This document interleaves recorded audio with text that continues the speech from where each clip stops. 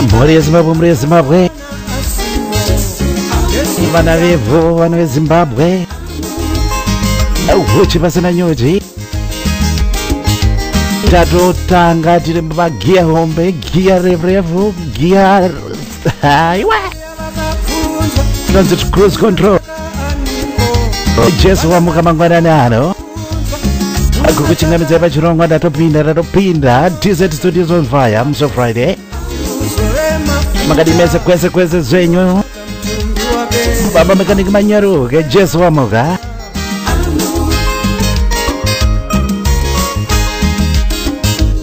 Vana Maria vakapfunzwa unotsvaka aniko Vana Maria vakapfunzwa unotsvaka aniko tinotsvaka mutumbi wake atiuzorema akamba kari kubva paubhamu muchandidziva here ne9 tracks atiuzorema tingaita zokuita seiko zvedu totenda Mwari kuti chengeta mukati mesonreze kubvira patakanga tiri tese pachirongwa last week tikusangana naze big up kune mushamarari wangu aripo pachirongwa mambofamba nevateereri. Thank you very much. Broadcasting is now coming live and direct from TZ Studios namavharo tiri tese kubva panguva dzino kusvika na 1 o'clock kufamba nevana veZimbabwe chete zivisa zipo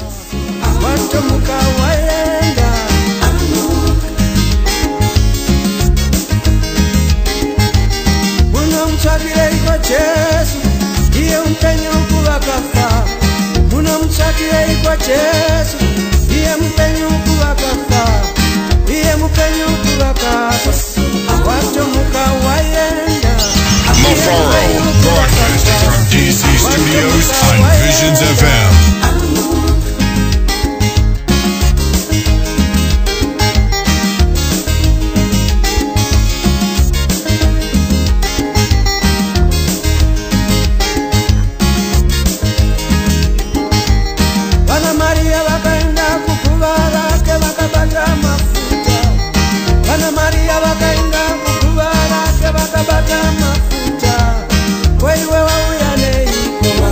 wauya neiko ndazona Maria wakaenda kugora Jesu wakavira mafuta akasvika wamuka Jesu ichewo mazimba ose akamuka kubva kuvafi unovimba seiko ndevasina kumuka kubva kuvafi iso mukana Jesu wakamuka kubva kwavakafa pazuva rechitatu wakakwira kudenga musandidare albhamu iri kuwanika yababa mekaniki manyaruke kufamba nadzechitendero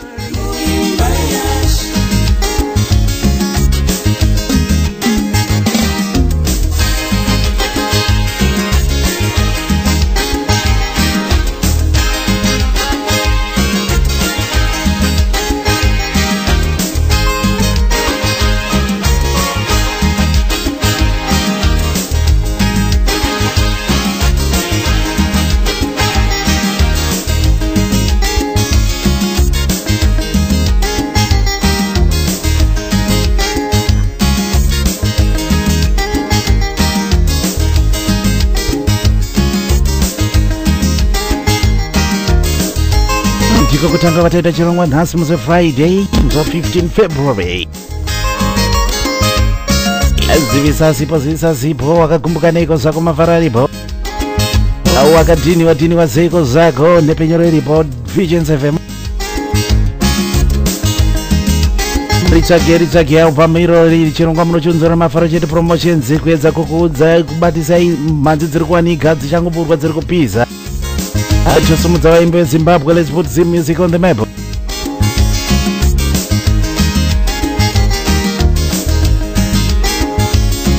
Kamba kari kubva pabhamu muchandiziva here kamba kanonzi Jesu wamuka unoiziva nyaya yekumuka kwamambo Jesu mushure mekunge vapondwa vavigwa asi muguva makaonekwa masara machira chete wamuka waenda kudenga wakanga wafira kutadza kwako iwewe neinini kune vese vari kurwara tinozoti izoita kwai zvakanaka naisho mazimba ose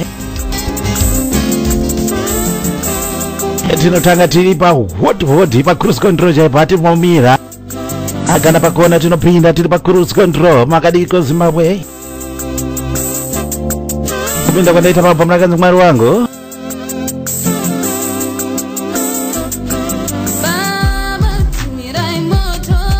My sister Fortunate Kwaramba. Ndatora kama kanzi tumirai moto. Zvino zvipanyika pano sandinetsa sandivhiringidza. Izo tumirai moto wemweya mudzvene uzopisa zvese zvanditambudza. Uri kuchema neiko zako nhazi. Dedza Mwari, kudza Mwari, vatumire moto wemweya mudzvene.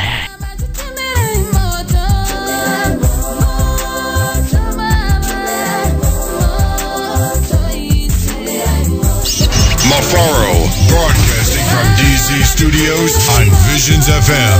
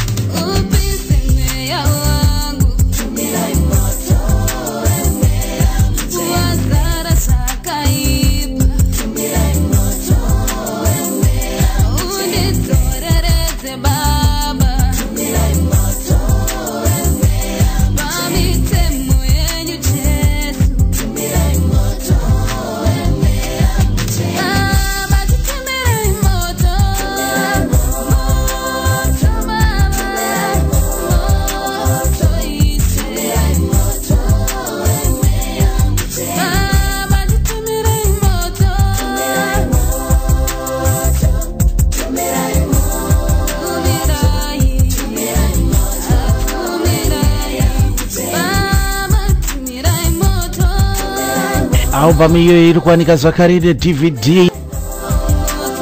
Sister Fortunate Kwaramba mazuva vanenge vangoti nyarare mbichana. If there's anything happening my sister let us know. Mafaro chete promotion nzusa zvogona kusumudza vaimbe Zimbabwe.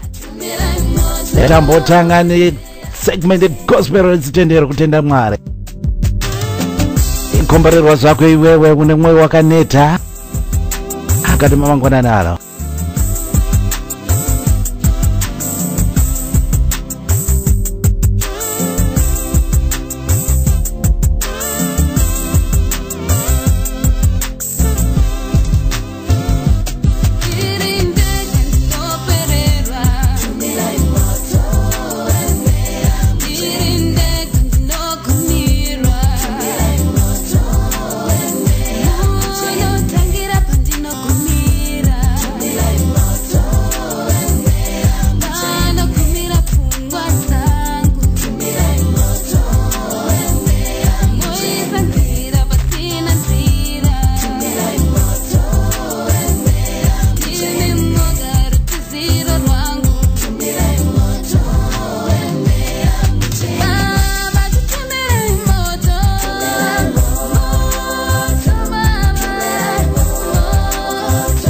Izvo zvinoitwa naisho masimba ose ndezvekuti ukakumbira vanokupa, ukagogodza unozarurirwa.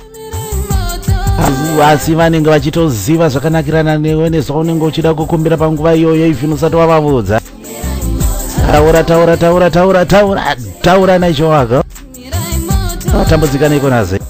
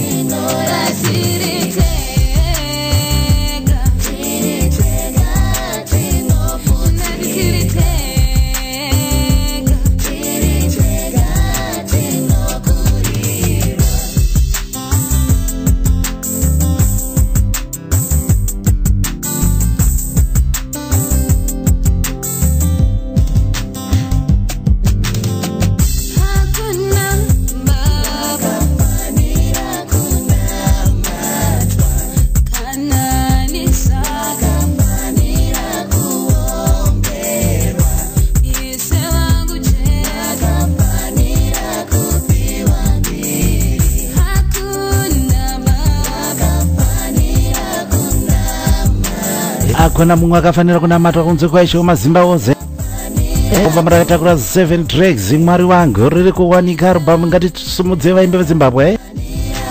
My sister fortunate kwaramba riri pa DVD zvakare album irori. Ikamba kanonzi tumirai moto mutirwire baba. Makadi Zimbabwe sese kwamuri kutibata mori. Thank you very much for choosing Visions FM. Ditarangu Mavaro, Desert Studios, South East of England, kono kunyika ya mambokazi.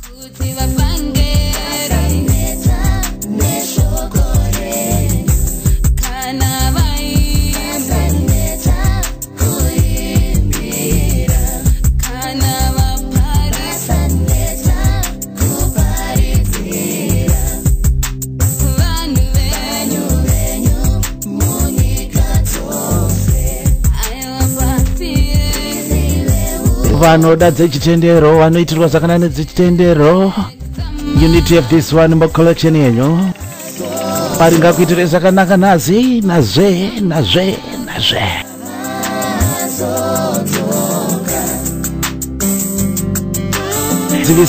Zivisa zipo tifamba pamwe chete pachirongwa huchi pasina nyuchi chamunoigirwa nemafaro chete promotions.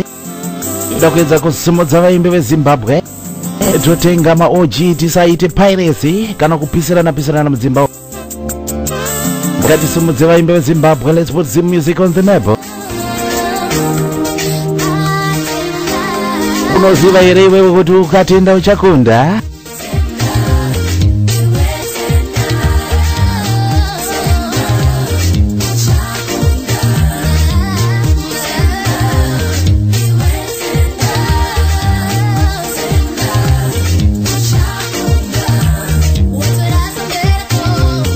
Best in South Africa.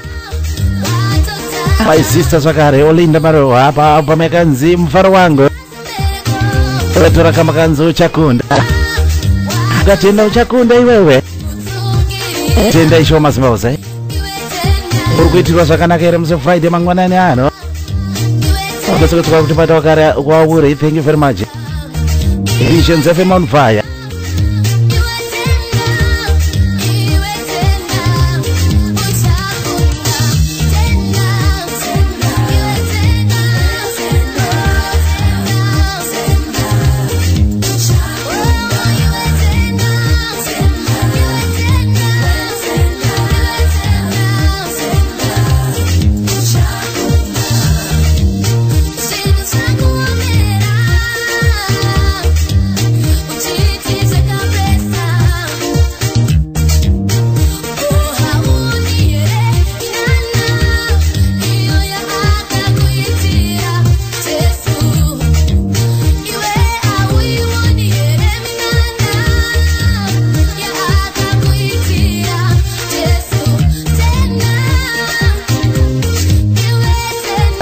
DJ Wildfire, thank you very much for tuning in. Je say kosa wira, je say pururo.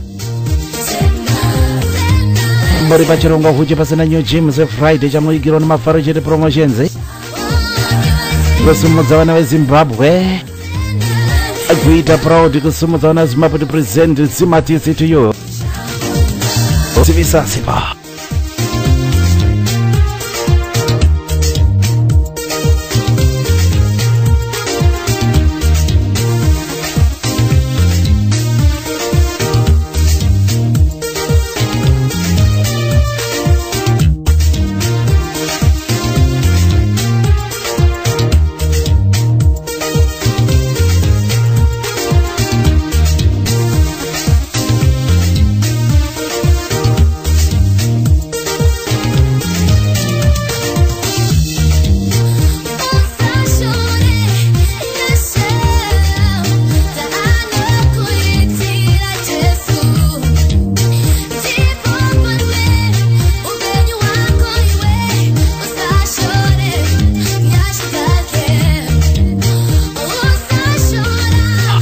Babadino, Mr. Danny Simonya, say thank you very much for tuning in.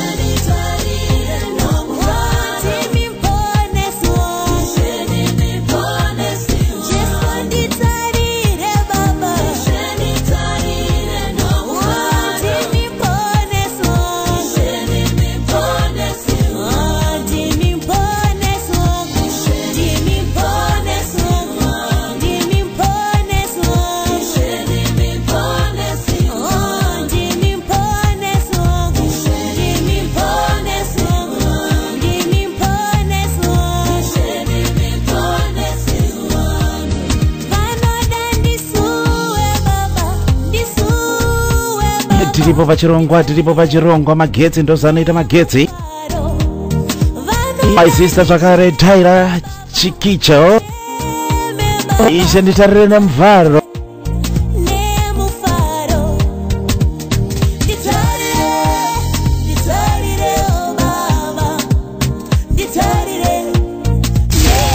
Brand new releases with Mafaro on Visions FM.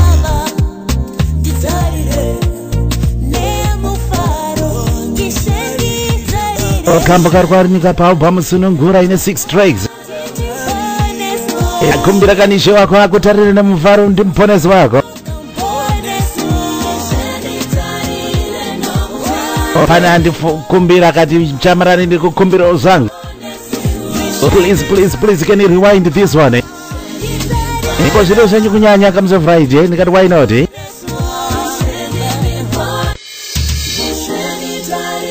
Zviro zvenyu kunyanya. Ndakumbirisa zvangu mushamarari, can you rewind this one?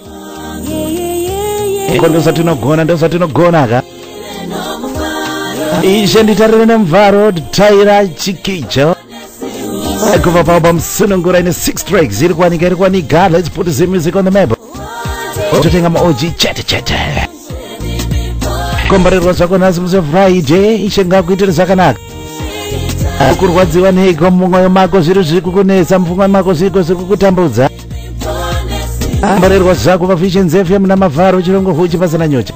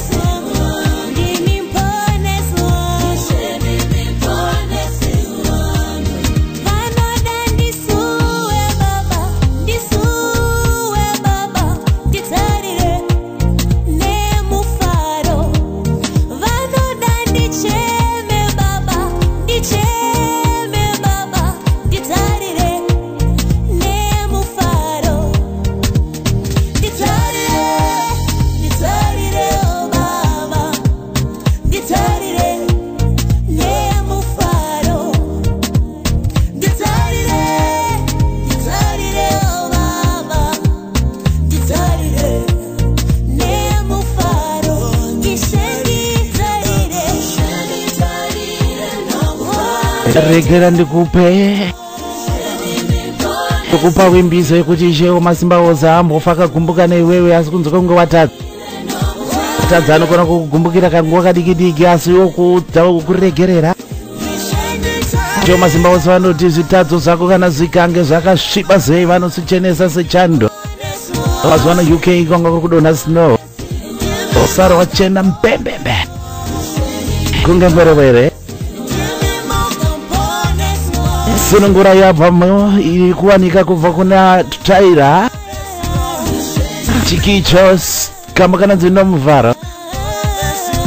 Zivisa sipo ofambisa kuna mshamarari wako mavharo.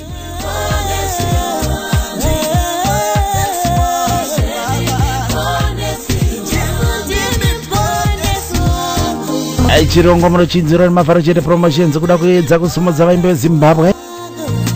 Kukurudzirana kuti tenga ma-OG chete, ma-original copies chete. Musazoita zvokupisirana mudzimba umwe nekuti kuuraya kambani. Vaimbi vanoda kuti vararame, industry yeZimbabwe inoda kuti irarame music. Ngatisapote vana veZimbabwe. Tosumudzana pachedu isusu vana veZimbabwe.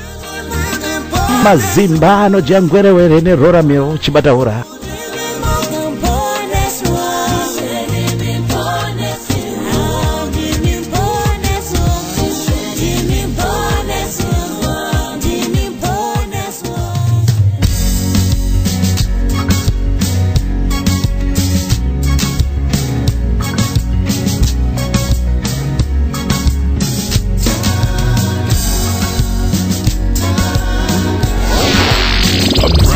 Release. Kupinda kanaita mabama yake anzi zvinogoneka naJesu.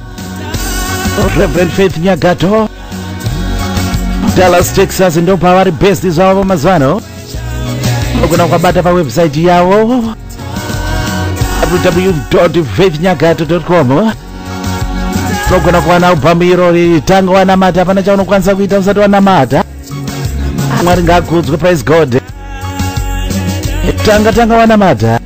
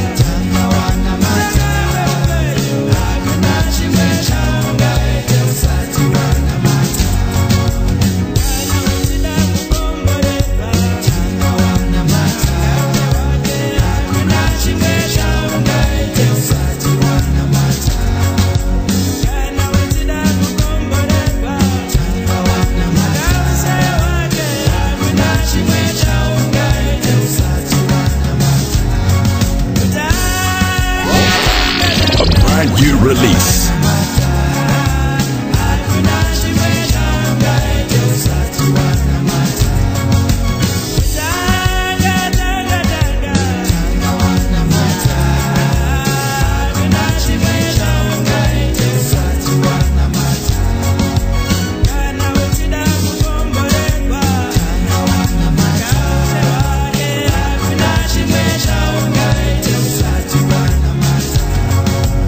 Kukuyeuchidza kuti mukati mezuva ranhasi wawamuka wanamata here, watenda Ishe Wamasimba Ose here. Pana chaunozomboita ufunge zvako usina kunamata wakumbira Mwari kuti vakutungamirire. Zviri nani zvazvo tanga wanamata, zvimwe zvese zvozotevera.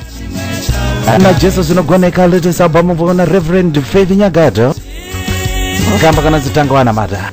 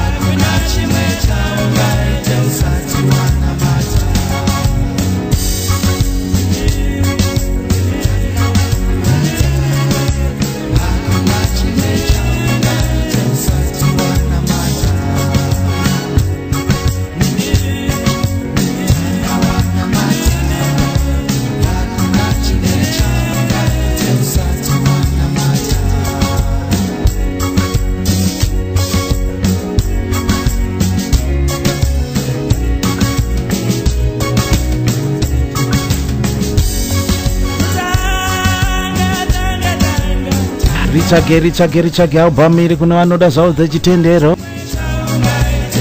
Unogona kubatana navo paFacebook page yavo Reverend Faith Nyagato. wawadza kuti ndanzwa album inonzi najeso zinogoneka kuti iri kuwanika. Ndainzwa pachirongwa uchi pasina nyuchi namavharo wemavharo chete promotions. Avazhinji tinoziva kuti kamba akataikaimba kari makorasi tichiri vafana vadiki kumusha uko. Blend wakaiswa mainstruments. Makadi Zimbabwe muri kutibata.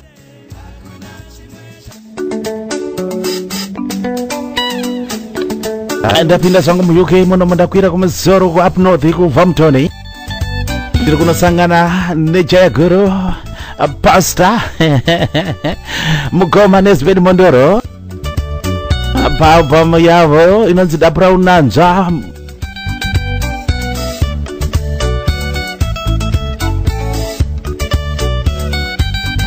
Album inonzi Dapra Unanzva nhopi yedenga. Ndatora kamba kanonzi ndinonzi Mwari zoshamisa. Brand new release.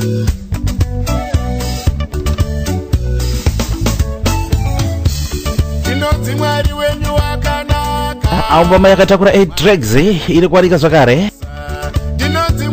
Let's put some music on the map.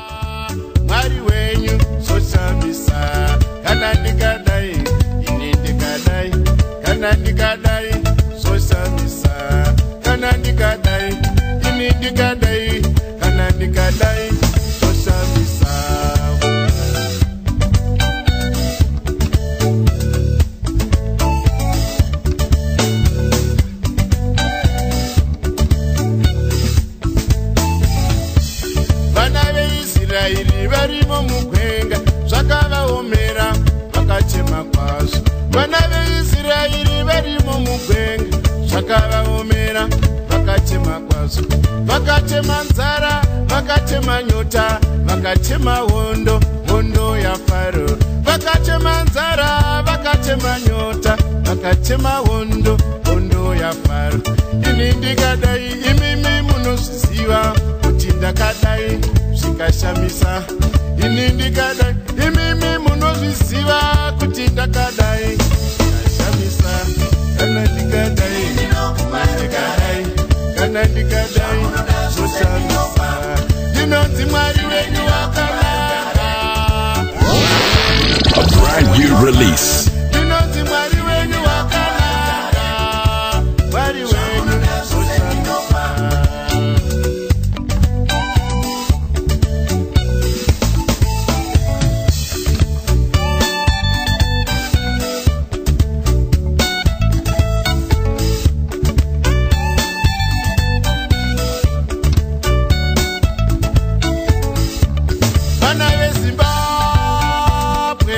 Munochemeiko ini ndiri pano. Vana veZimbabwe munochemei ini ndiri pano.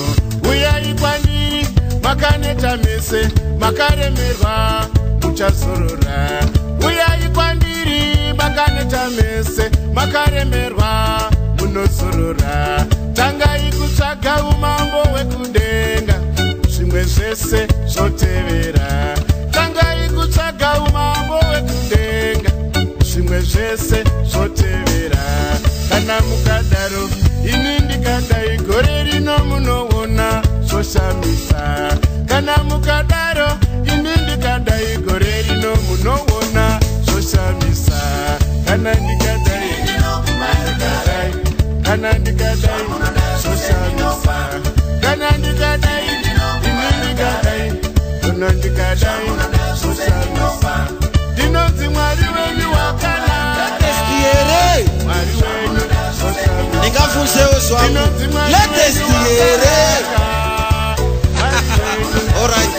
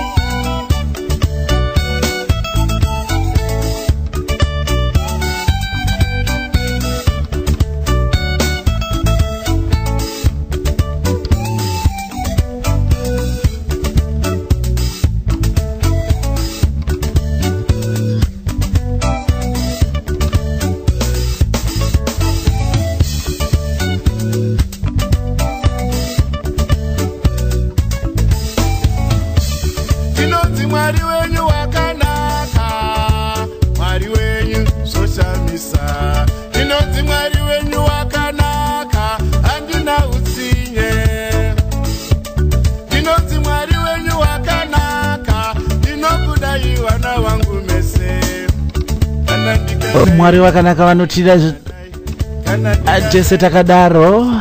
Anzi kana ndikadai zvashamisa ndinokupai rugare. Unowana rugare muna Ishe Jesu Kristu. Kamba kari kubva pamo jai inonzi tapura unanzva mhodzi yedenga. Nopi yedenga. Makadiko baba Nezbet Mondoro paubva mutona apa mu UK, recorded in UK zvakare. Ndinodaro wanangu. Kungoitsvaga chete, batana nawo pa Facebook page pavo. Ndini mwari wa. Unotapirirwa nengoma.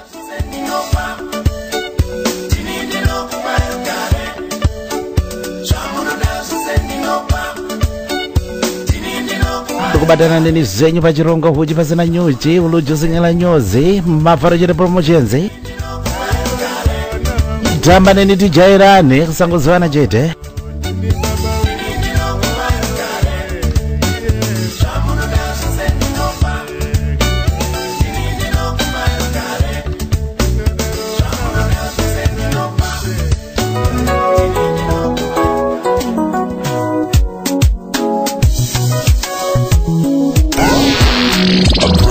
Release.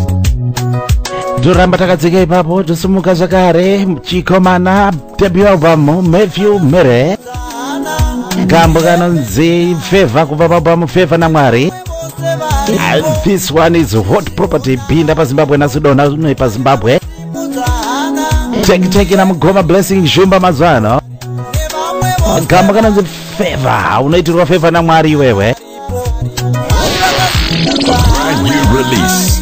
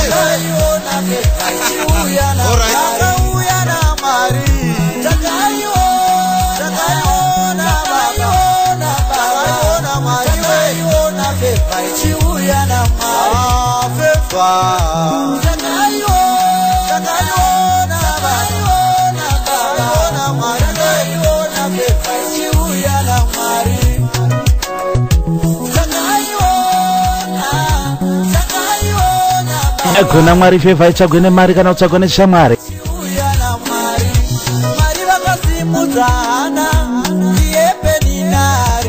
Uchaibata here nyaya ya Hana na Penina?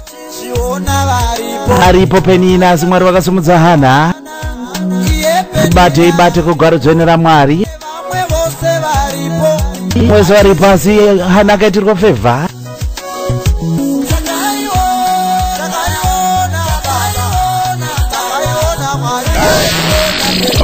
New release.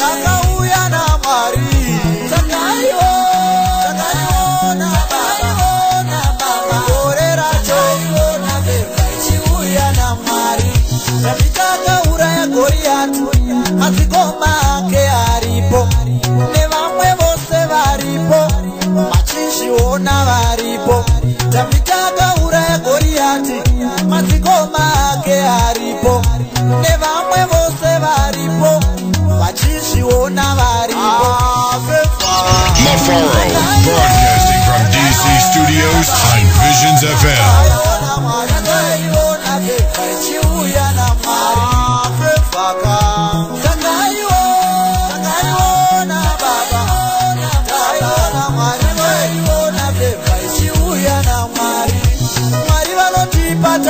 Tafura vavengi vedu varipo nevamwe vose varipo vachizviona varipo Mwari vanotipa tafura vavengi vedu varipo nevamwe vose varipo vachizviona varipo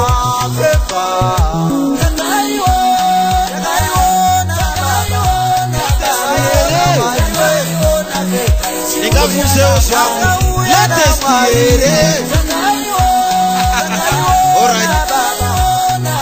Wari kuti bata vese, thank you very much. Munodadisa zivisa zipo tifamba pamwe chete chirongwa huchi pasina nyuji. Munochigirwa zenyu mune mafaro chete promotions.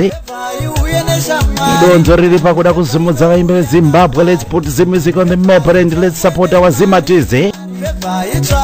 Album ichaizva debut album inonzi Favor naMwari kubva kuna chikomana Mathias Mere. What nezechitendero. Favor imbotengwa kuna Mwari. Favor inoitwa nezvakanaka nekunamata nekugara maringe neshoko ravo.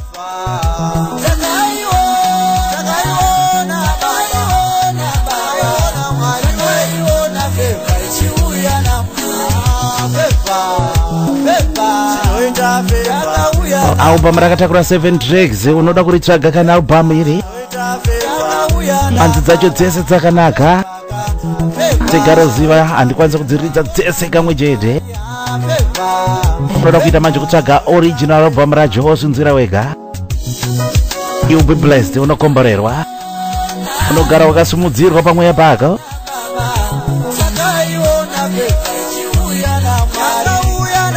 Mwari vanokuitira favor mukati memhuri yako yeze. Unosumudzwa uitirwa zvakanaka. Tenda Mwari wako nhazi musi Friday makadiko Zimbabwe. Muna mavharo okuyamba kuchipa. Tamba neni tijairane kusangozivana chete.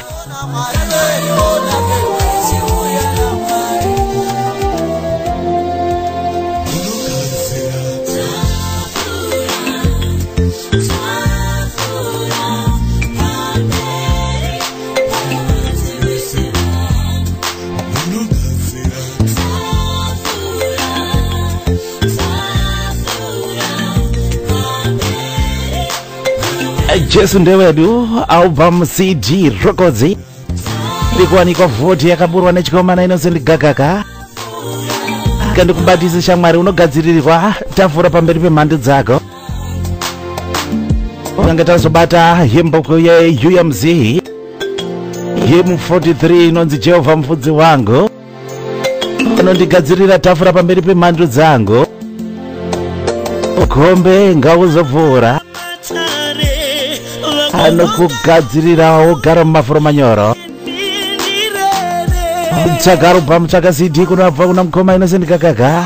Jesu ndewangu zita raalbum.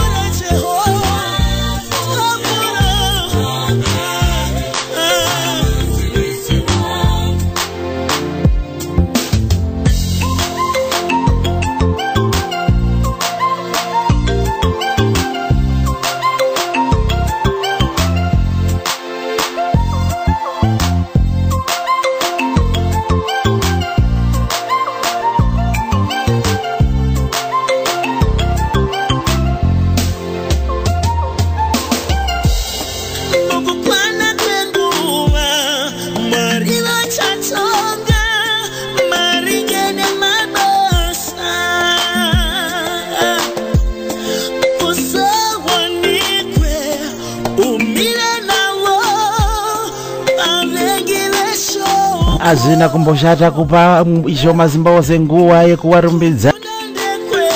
ndinodaira kuti pakati penguva ine pane mumwe munhu akaremerwa pamwe wanzwa sad news kubva kumusha. Hama dzisi kuita zvakanaka kumuza, mari muhomwe kuti utumire kuti mhuri dziwane kurarama kurapisa varusiri kunzwa zvakanaka kumusha isi kutamba. Akangonoita panyama mupfungwa zvese zvinhu zvese it's not working for you. Zvokuunzira zvako dzechitendero kuti umbosumuka ichinga akuitire zvakanaka mukati menguva dzino. Unogadzirirwa tafura pamberi pemhando dzako. Menyu yawagadzirirwa naMwari nhasi yakasiyana nazuro, ichasiyana namangwana. Nhasi uri kufara, mangwana uchachema. Ishe wamazimba ose yakafira iwewe neinini pamuchinjiko. Tomarongero avo iwayo tora zuva rega rega sekuuya kwarinoita.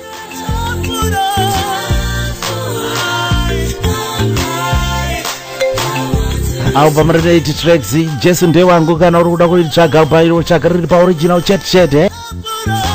Kukurudzirana kutsvaga maOG chete. Let's put the music on the map. Let's support our Zimatis, eh? Mukoma Innocent Kakaka, thank you very much, eh?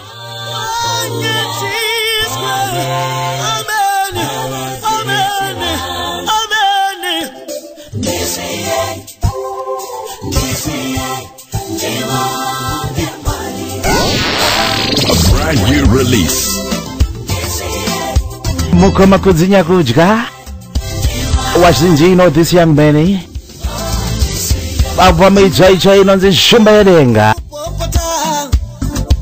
Ndisiye sangu ine ndisiye. Yafunga zvedenga ine. What property? A brand new release.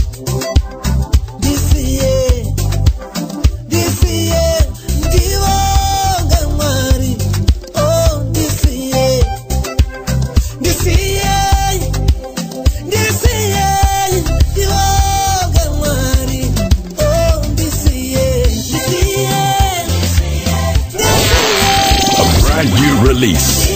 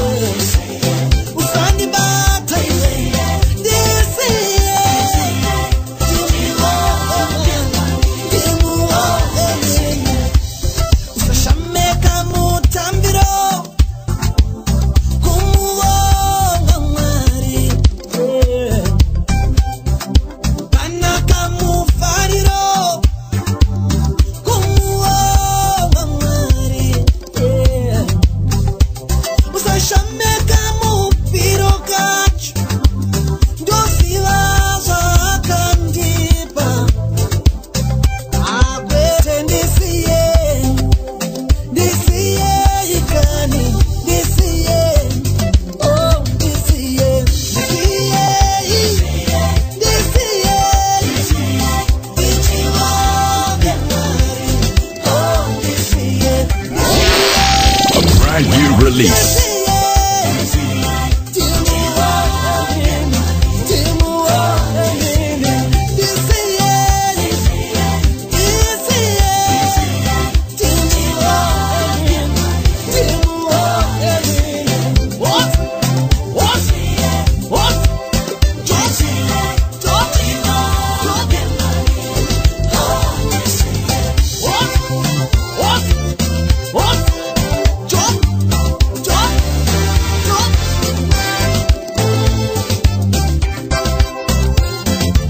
Usamboshamisika nekapiro kangu kandinoita kuna Ishe Mazimba Oza. Usamboshamisika nekatambiro kandinoita nekuti ndinoziva zvakandiitira. Album ichoicha kubva kuna kudzinya kudya kwamba album inonzi Shumba Yedenga. Album kanonzi ndisiye. New release. Ndo chingamidza vese vari kutibata pachirongwa. Thank you very much Stereki. Muna mafaro. Chirongwa kuchi pasina nyuji. Komborerwa zvako iwewe, komborerwa zvako itirwa zvakanaka.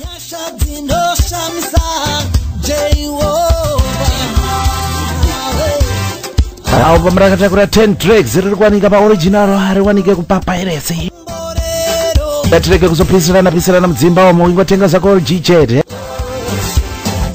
imbi nechikwata vanenge vazokomborerwa vaitikawo zvakanaka kana Mwari anokukomborera zvakare nekuti unenge uchikoshesa basa remumwe murume nemumwe mukadzi. Brand new release.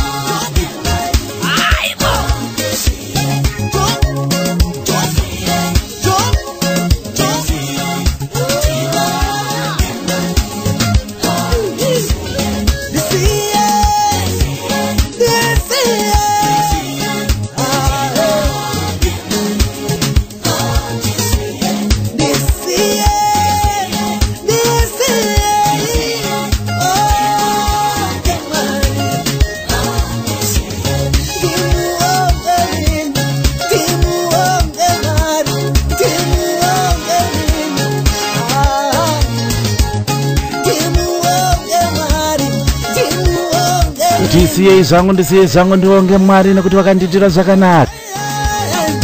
Shumba yedenga kubva kuna kudzinya kudya ndozita raalbum Rogodzi CD tsvaidra yamunonzerwa nemafaro chete promotions pahuchi pasina nyuchi muse Friday pa Visions FM.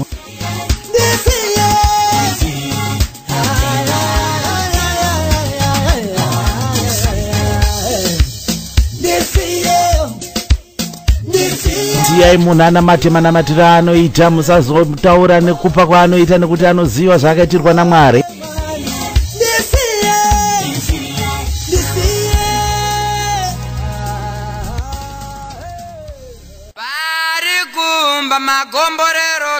Itopinda pane limwe level yegospel music itopinda dzakaita dzechipostora iwe tingaita sokuita zeiko DJ Wildfire. Thank you very much my brother, thank you very much for tuning in.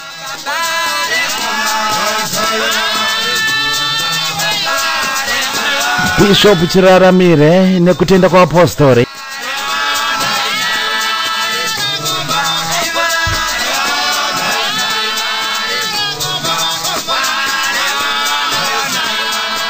Kubva paboma yakanzi Amai Wochema, album rakatakura 17 tracks. Aiwe unozodiko zako rombokanonzi Makomborero.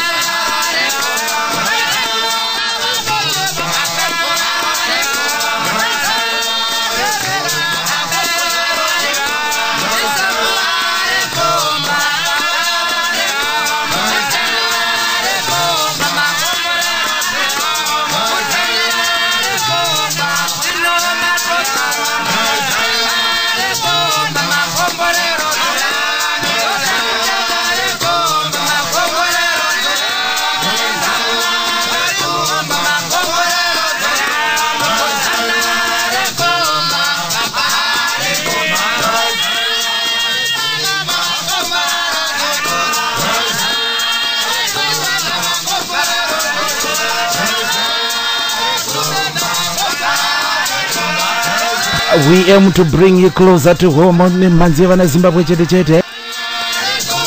Rongwa chine chatibuda muZimbabwe takatenderedzwa.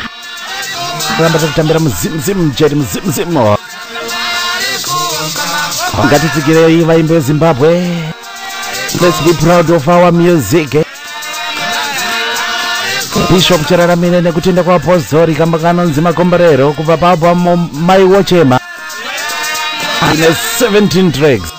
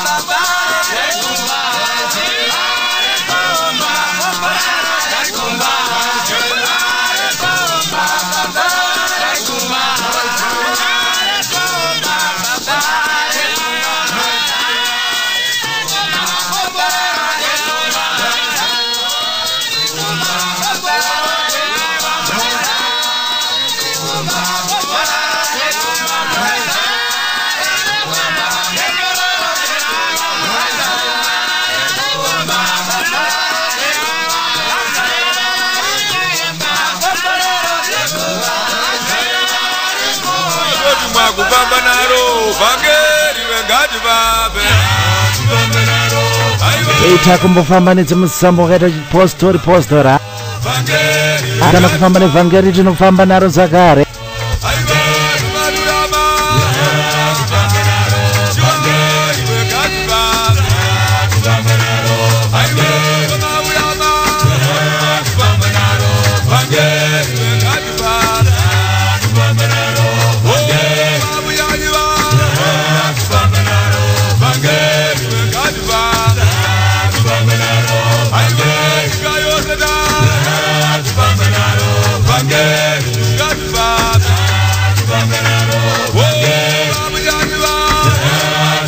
usambo chikufamba nevhangeri gambo kati kubva paalbum yakanzi tigonesei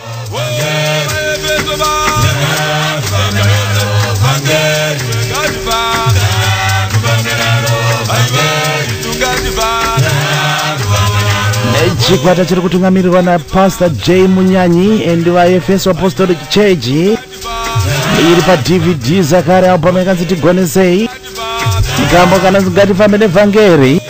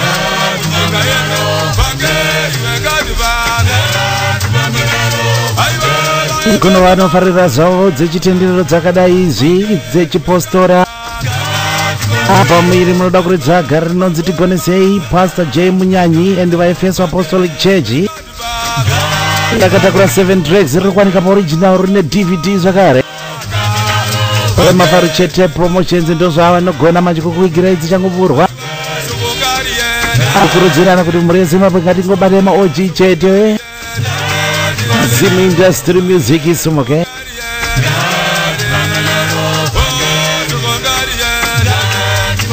njira mukoma wangu vari kundibata ari paNamibia zvavo mukoma funga mpondiwa zviri seiseko samaita thank you very much hanzi kuri kupisa zvisingamboita hanzi kuri kupisa waibasa muriko zvenyika koko vari kubata vari pawindow goko paNamibia apa thank you very much for tuning in my brother kuti mine weZimbabwe uri kubuda zvako Decent Studio South East of England namavharo pachirongo huchi pasina nyuchi ichambofamba nedzechitendero yanga yakapeizayo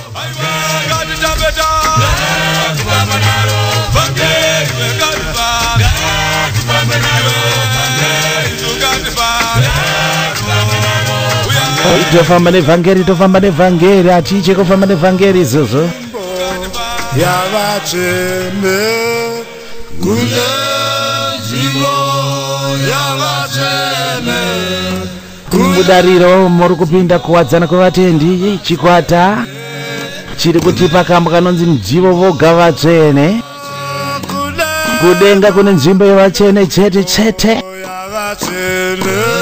wakachena pamwoyo wanoita zvakanaka ndo wachaona umambo hwaMwari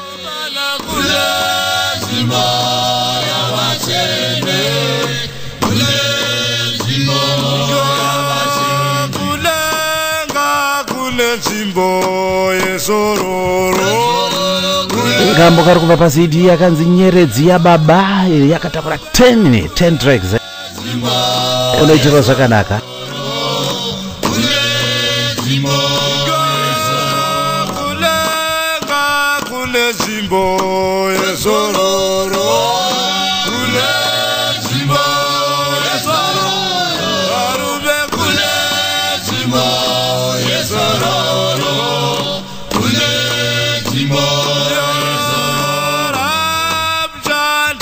nzvimbo yavatsvene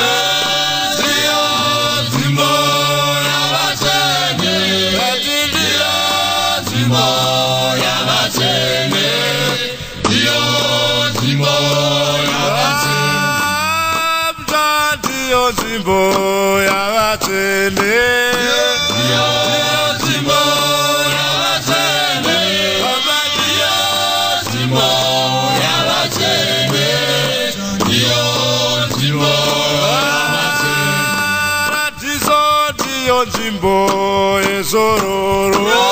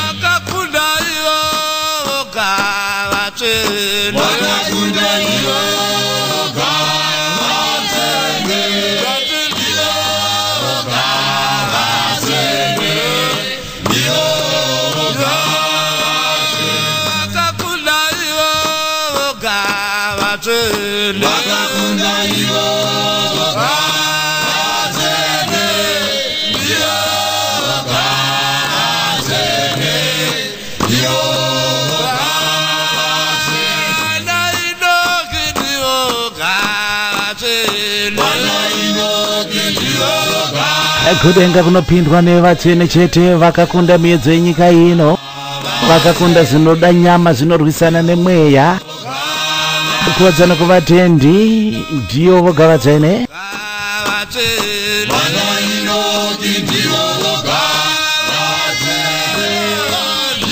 kubva pasidi yakanzi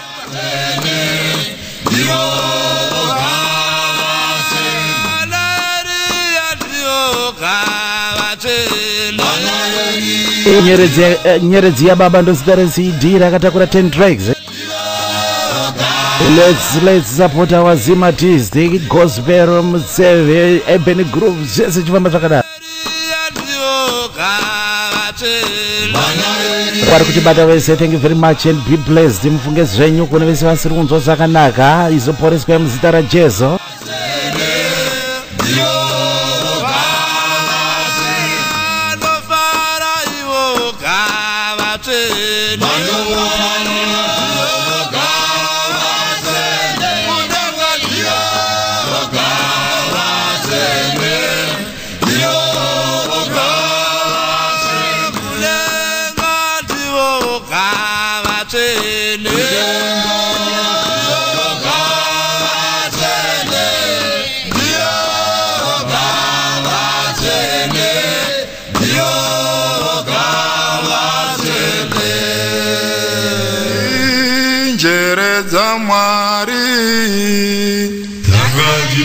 Tose kufunga nokuronga uku kuti tibudiri chirongo uchi pasina nyuchi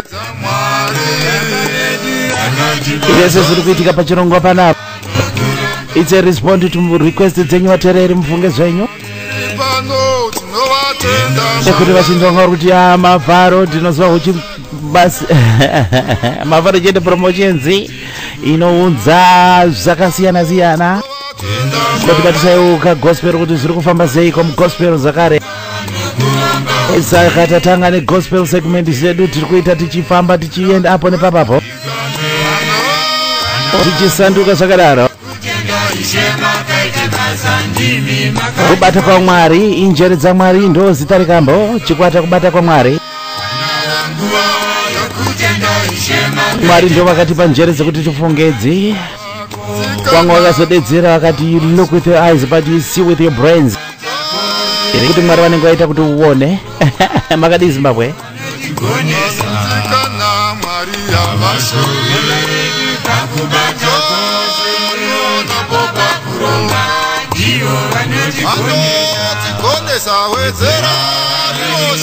Kubva paubhamu nezita rimwe chete njere dza Mwari 8 tracks paubhamu ipapa. Komborerwa zvako iwewe nhazi.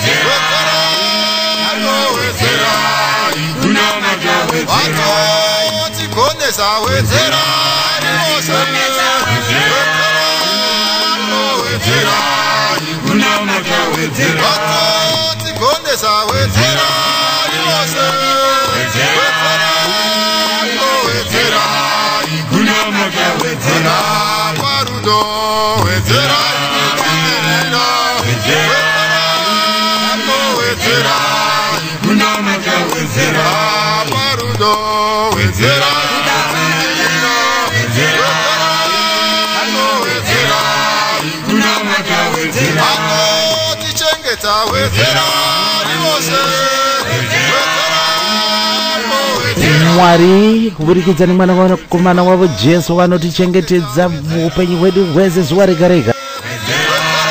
Saka chizowedzerawo kuda hama dzako izowedzera mukunamata. Mabhima pfugama unamate.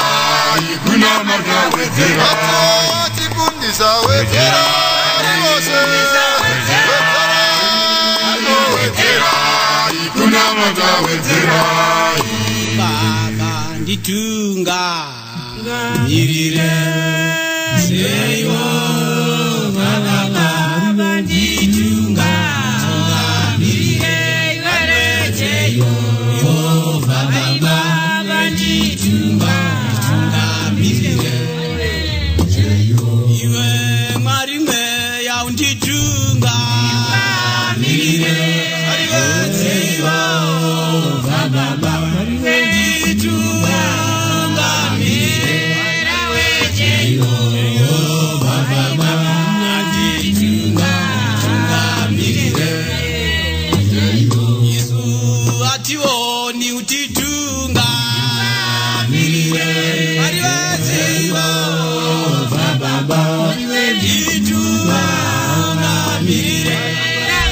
Jehova Baba titungamirire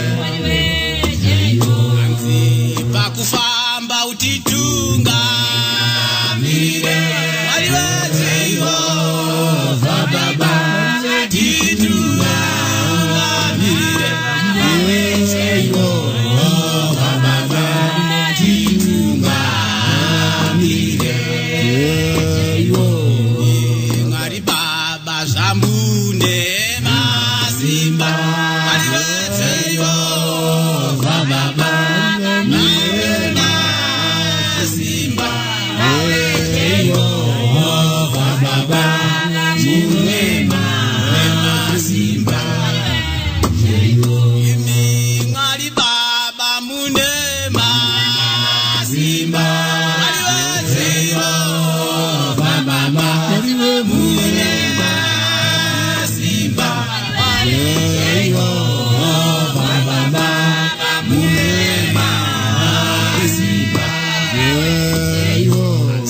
Ndinongoimba zviri nani wokuti tiende kuna Baba vedu chikwata cheInternational Apostolic Faith Mission ngatitungamirirwe. Ndiri kudayira kuti kune vari kuitirwa zvakanaka dzechitendero dzakadai kombererwa zvako ufunge zvako kombererwa tungamirirwa naisho mazimba ose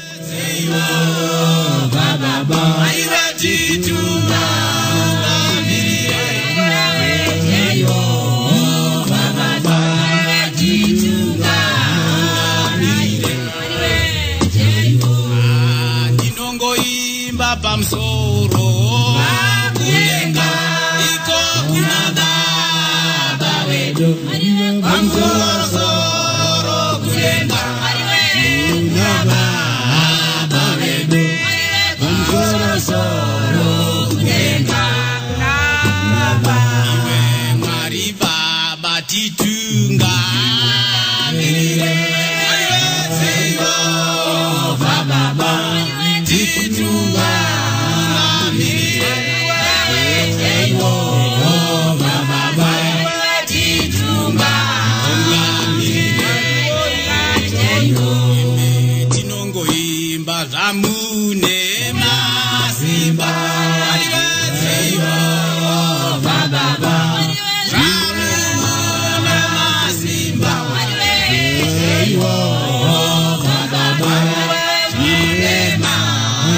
Simba ivo vanongorwara muvatunga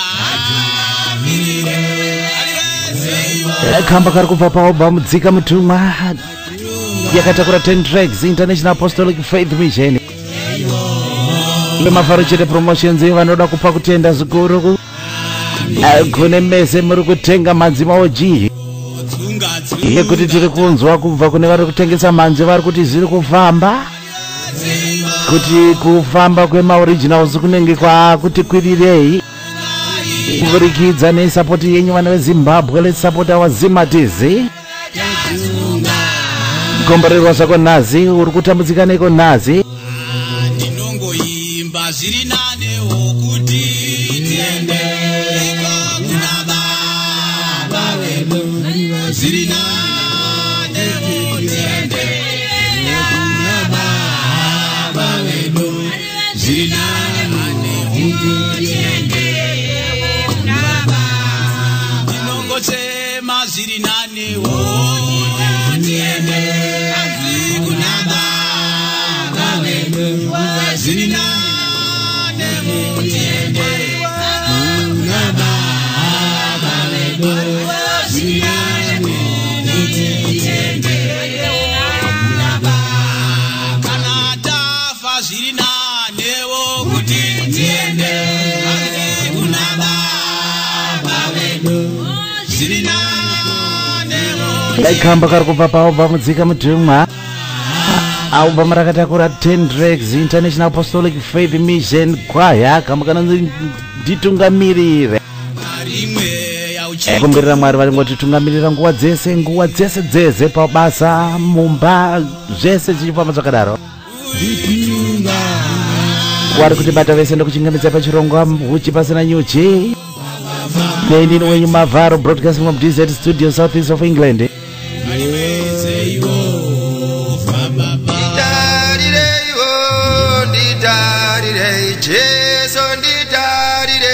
Jehovah nditarire baba nditarire iwo nditarire kudenga nditarire iwo Jehovah nditarire nditarire kudenga nabachema nditarire iwo Jehovah nditarire nditarire kudenga nabachema nditarire iwo Jehovah nditarire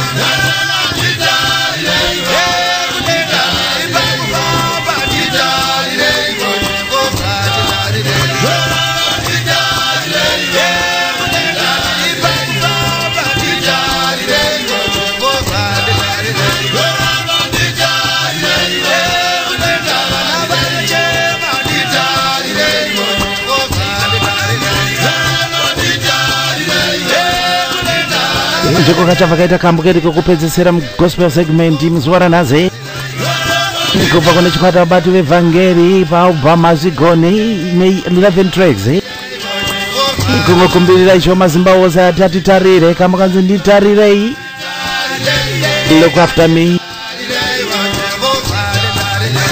Dzimbo dzese dzamuri kunzwa panapa dziri kuwanika dziri pama-OG chete pama-original anyasako record bari pedyo pedyo newe unotsvaga OG wosupporta. Let's be proud of our Zin music. Let's support what is it. Dzofamba takadaro.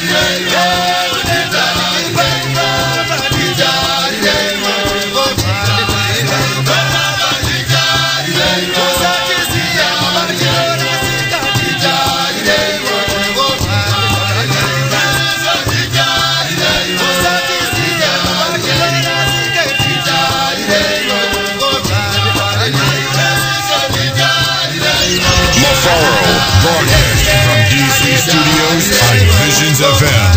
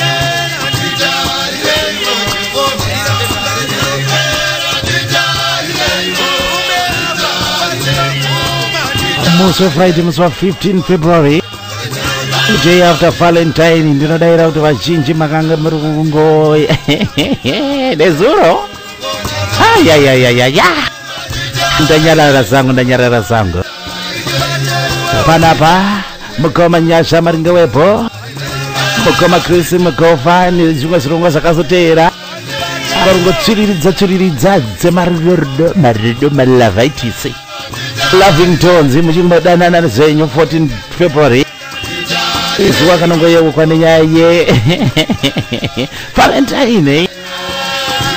Aiwe tingaita zvekuita seko zvedu ndokamba kaita kakupedzisira pasegment ino. Tatanga zvedu na 9 o'clock nasi ichiri pano nguva dziri pana 21 minutes after 10 UK time.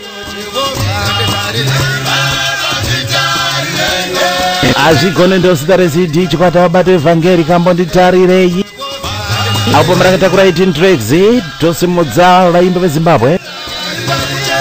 Kurudziro yamunokumbirirwa neve Mafaro Chete Promotions kutenga ma-OG original chete.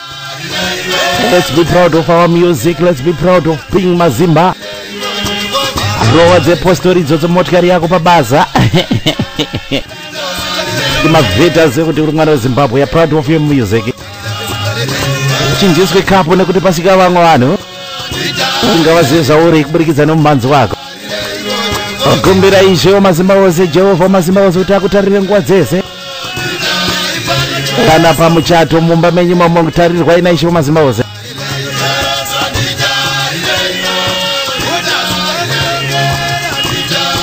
Riri kuwanika riri pa-OG chete.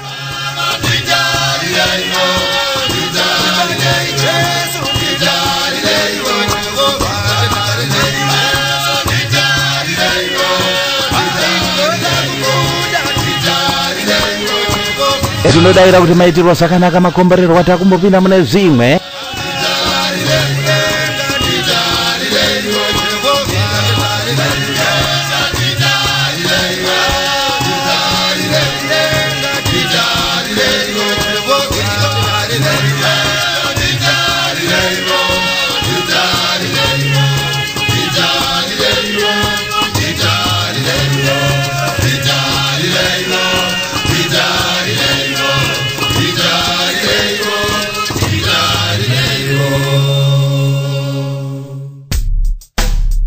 Now, time for something a little different.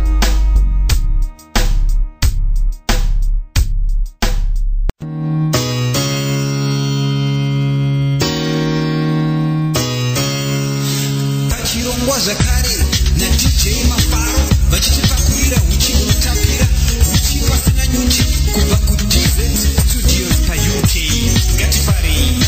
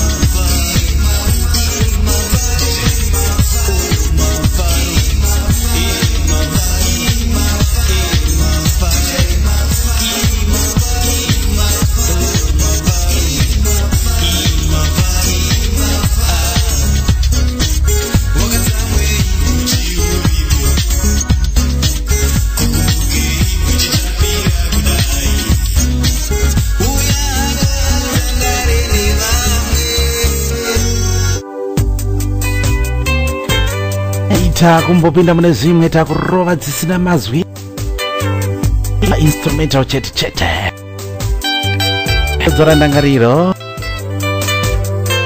Pastor Innocent mrefu tapilikuwa zako pa Friday tingaitezeka.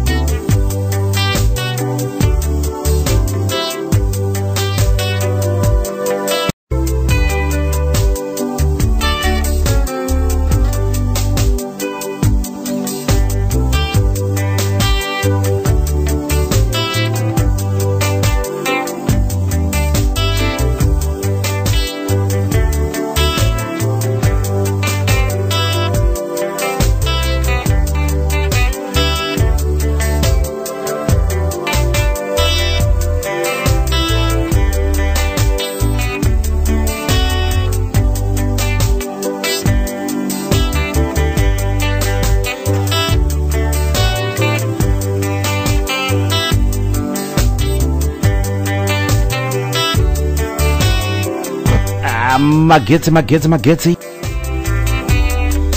ipapo muri yeZimbabwe forgiveness zvakanyanyisa.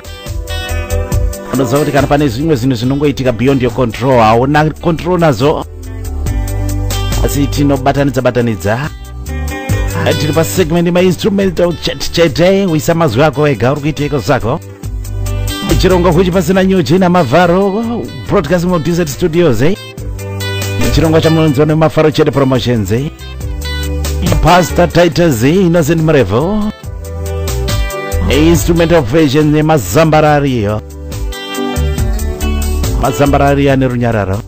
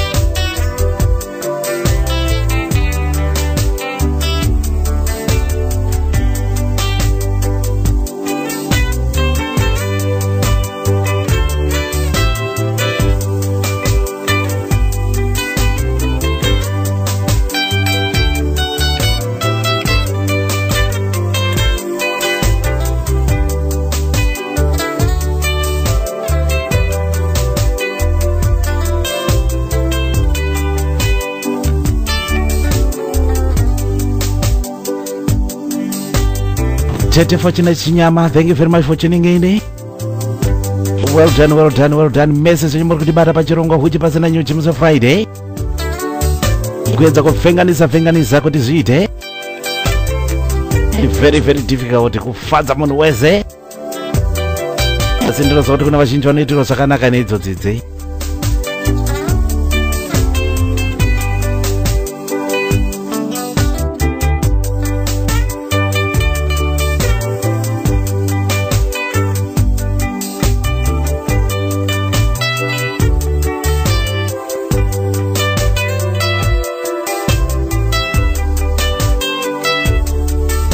Tsvaga album yakanzi Zimbabwe Praise and Worship Songs, paunobatana zako na Pastor Innocent Mrevo, wasangana nako ka instrumental version kemazambarario ane runyararo kunyararidza vese vasiri kuitirwa zvakanaka.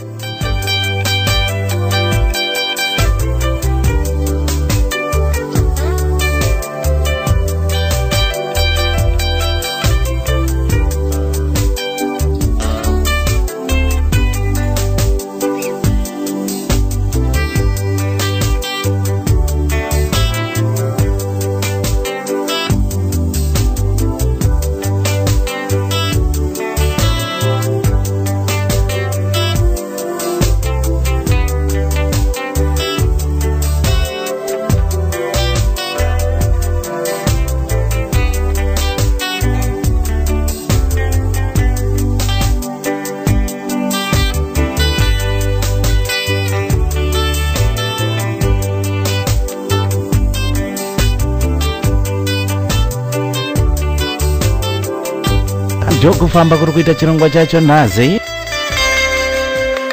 Kana ukada kuridza kamuridzo, ukada kutsvaga zvako chikoma zvauri kuita, kufamba nedzisina mazwi chete chete, unojosengera nyodzi ava vavizi avanye.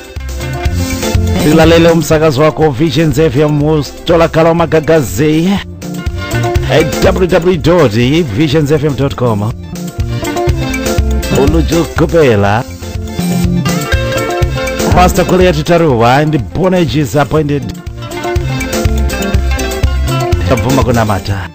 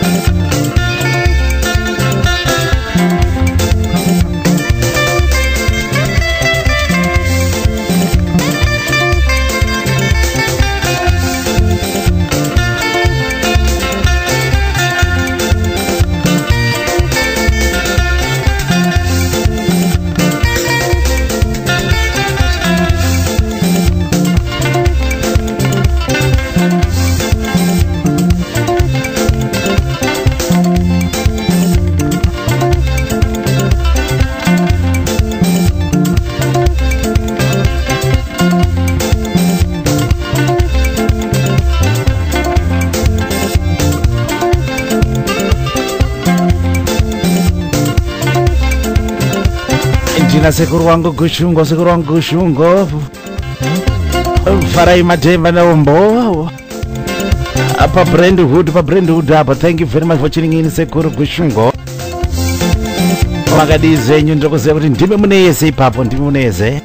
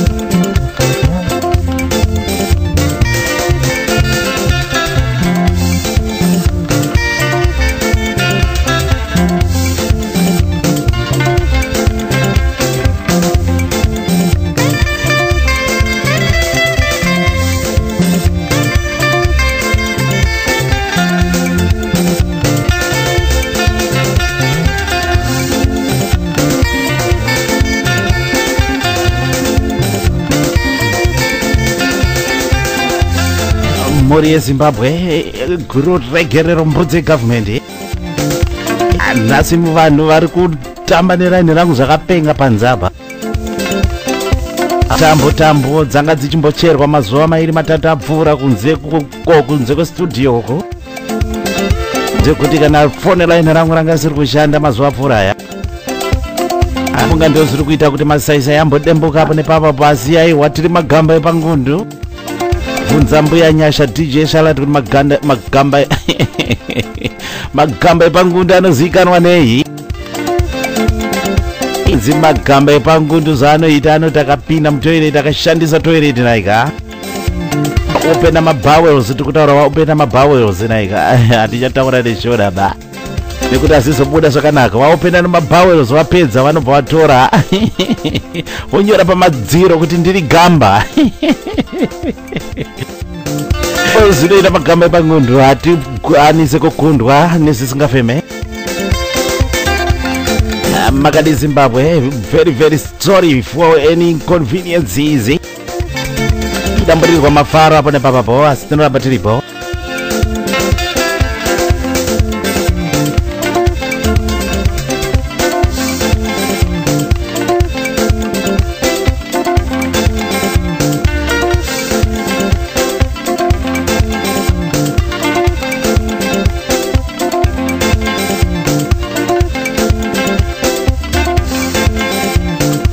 gobva Obama yakanzi ndakabvuma kunamata Pastor Goliath Charuwa and Born is Anointed instrumental version kandi ndakabvuma kunamata riri kuwanika Obama riri kuwanika mafaro chete promotions vari ngodzizivisa kuti mhanzi dziripo fasha let's put our Zim music on the map, let's support our Zim Tuesday nekutenga maoji chete zabvume kupisa nzindi bhenelo hai wakabhena ga wauraya muimbi wauraya business wauraya industry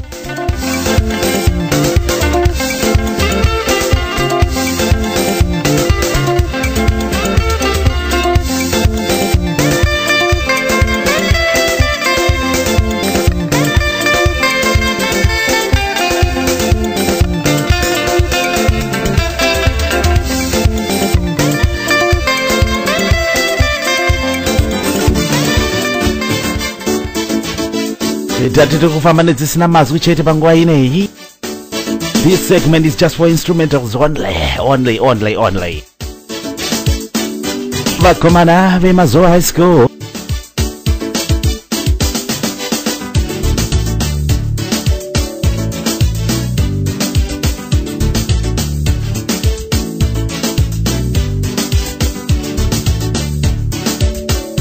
kubva paobama rakanzi mazvita ndatora kamboka nanzi Zandareva ngofamba dzina mazwi chete tapirirwa zvakuona Zimbabwe Visions FM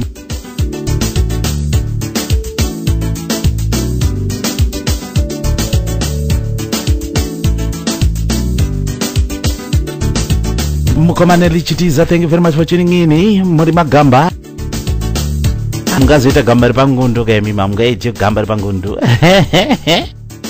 semai guru wangu ari semai guru wangu makawatreata here nezuro nakuti you are the one who was treated here. Tisi kutaura kurapa nemishonga kana kurapa zvokuendesa kuchipatara, kutaura kurapa kwevalentine. Fadza munhu, fadza murume mukadzi.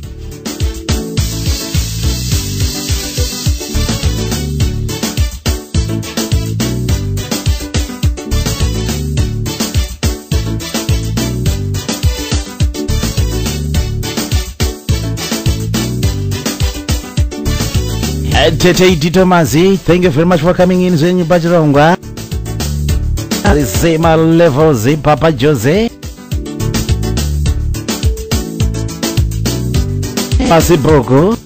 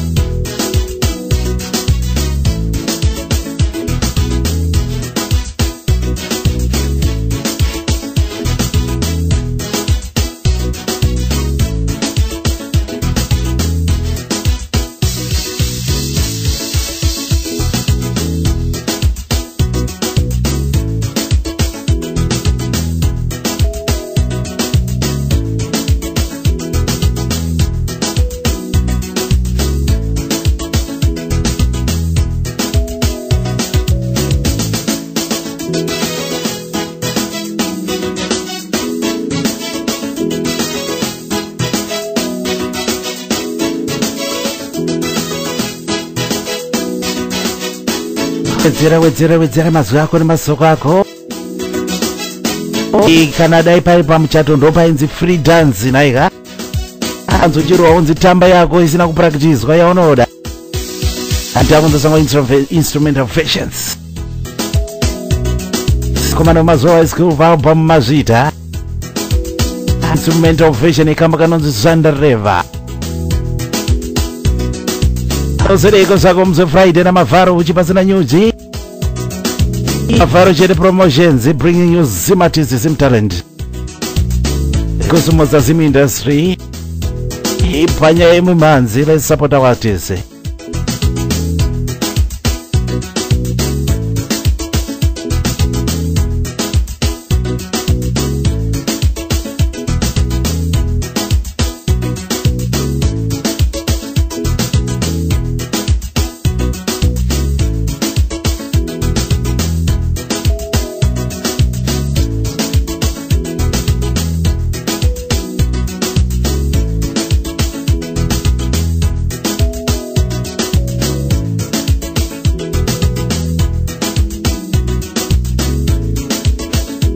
Ndinovimba zvangu kuti kwese kwamuri kuti mata muri mukutapirirwa nechirongwa nepenyuro iri kufaya ndosatinogona ndosatakazvarirwa isusu ndosatakazvarirwa chipo chekufadza vanhu takabuda takapfumbata mumaoko kuti munhu paanozvarwa anobata anobuda akapfumbata zvipo zvake kana uchinzwawo zvako kuti unogona kusakaza naika kusasa panepenyuro pamhepo tibate useri tuone titambe newe ufadze muri Zimbabwe kana une nguva zako yekumbotandara nevanhu usina zvako zvokuita tibate kuseri shamarari tikuwada toda kuti timu igure nekuti unogona kuuya une type of music yako yaunorova nekuti nyaya iripo ndeyekufadza muri Zimbabwe. Vakomana imi Methodist Revival Church Choir Praise Team Choir palete sabhamu ichaizva instrumental version ikamba kanonzi tiri wadzani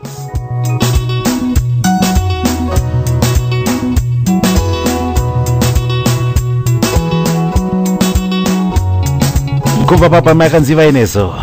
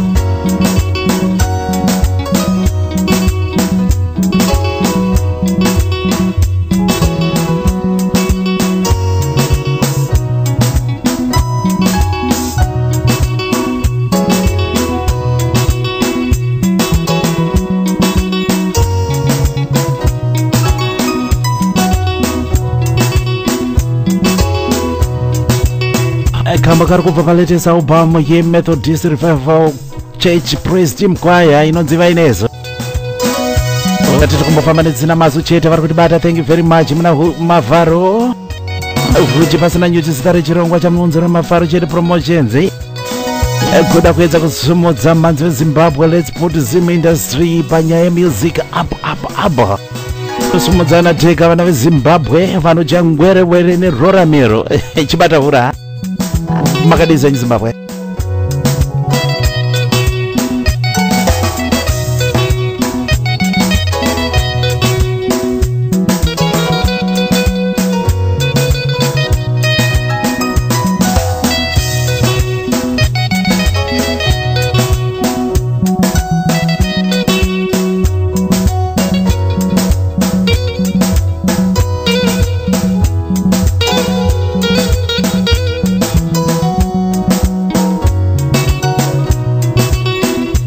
Chete ID Thomas Kulinkonshek kumsoroko vari kuti my brother, thank you very much for the tunes. Ndiri kutapirirwa zangu ndikati ndosatinoona mwana wamai. Zivisai vamwe, zivisa vamwe pamusoro pese nepenyuro Visions FM tokonzeresa kwese kwese tinozvika.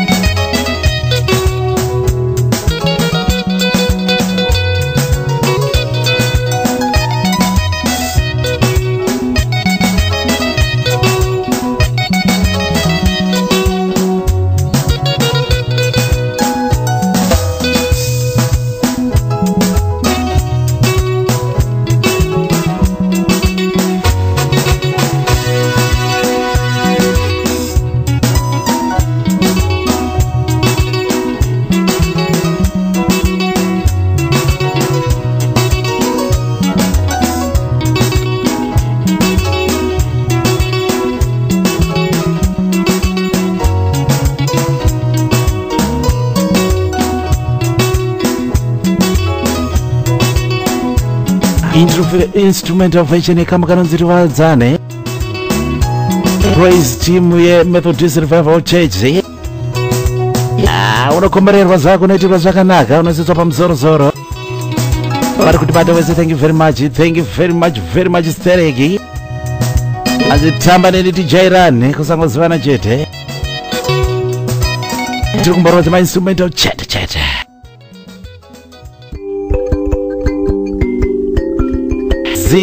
dzisina mazwi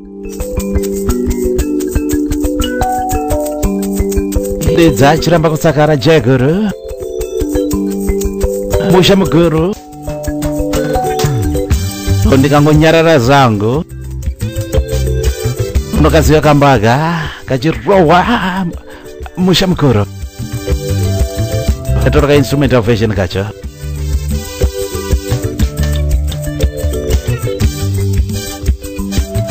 Kubva pa moyo wakanaka asta haisa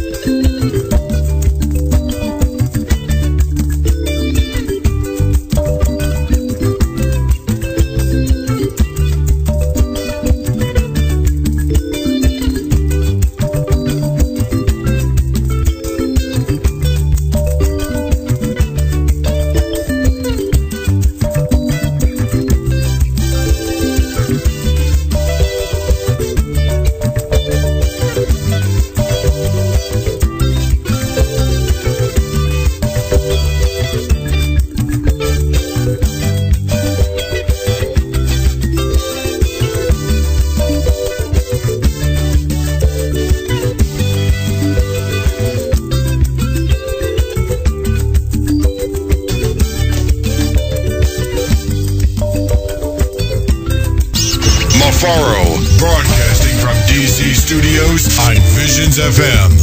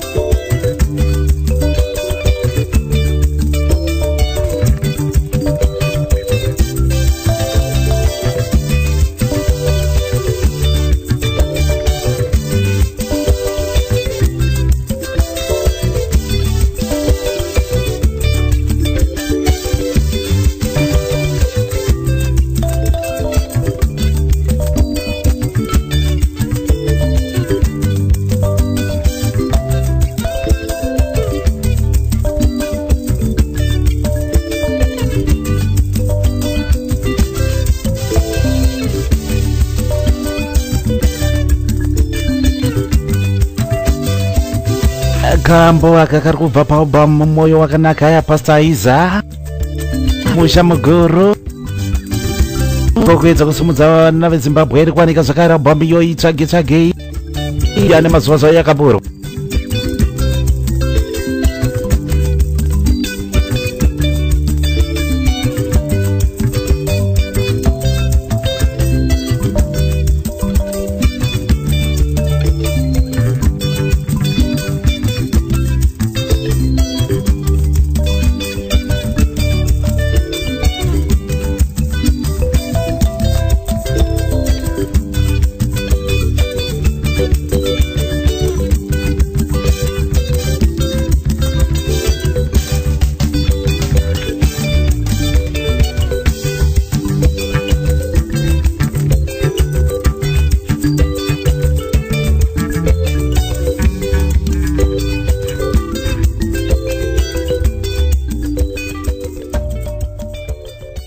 Ndinovimba songo kuti vese vari kutibata mukutapirirwa nechirongwa.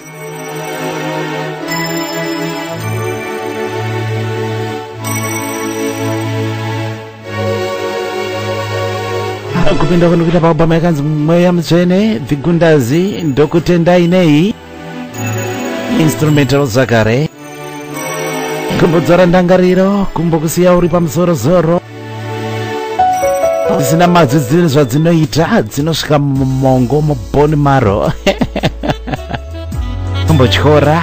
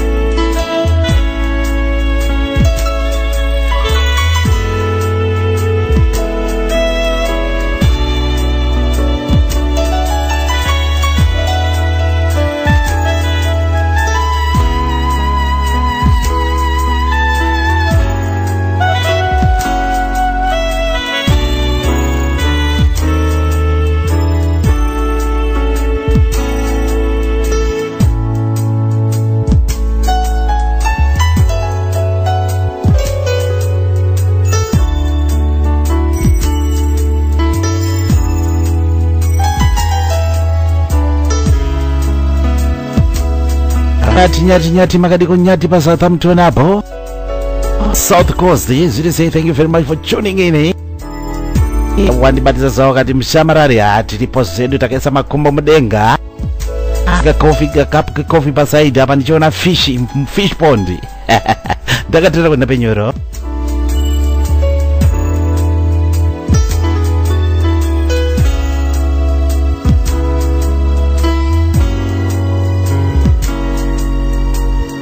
Kambo kanonzi ndokutenda ine instrumental version yechikwata The Gundas kuva pabva mumweya mutsvene.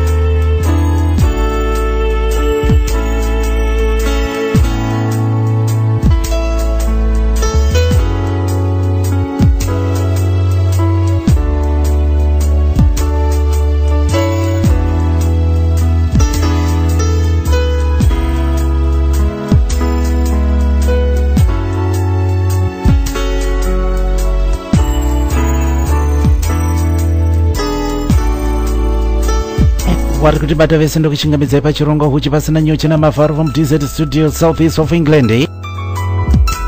Imbori kurova zvedu ma-instrumental versions chete chete.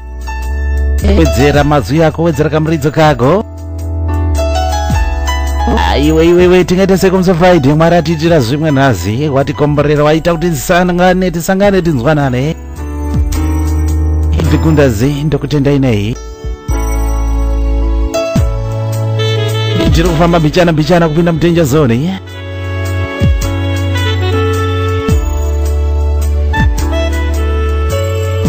Musi wa 15 February.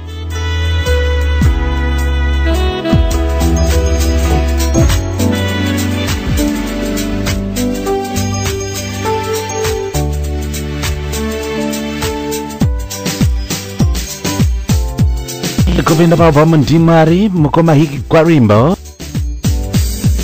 Anondida, he loves me. DJ Soka uyo.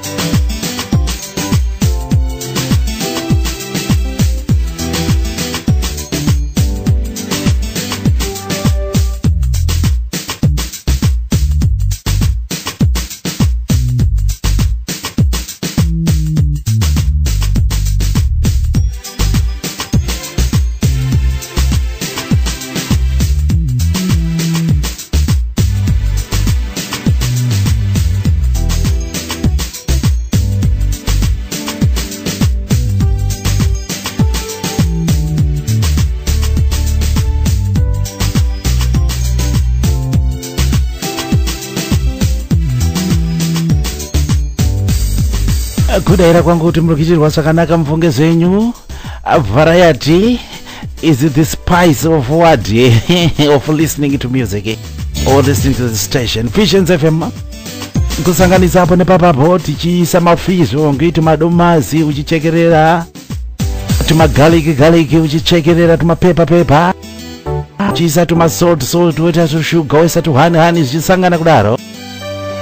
And it is very difficult kuti munhu wese avhare, asi tinoedza nepatinogona. Koma hiki gwarimbo kubva paupamu ndimwari ndopari kubuda kamba kanonzano njira kaya instrumental version kacho kekuvhara segment ino. Chipo changu kubva ndio album Big Company katsigira Zenzo na Magaya Zumba nomuda inene Zumba ni wangu ka instrumental version kacho fara mwana Zimbabwe una mafaro sunga wani sunga tazeni yani nirazisekerera mainini urikoere kwa mainini ndiri fesa zangu.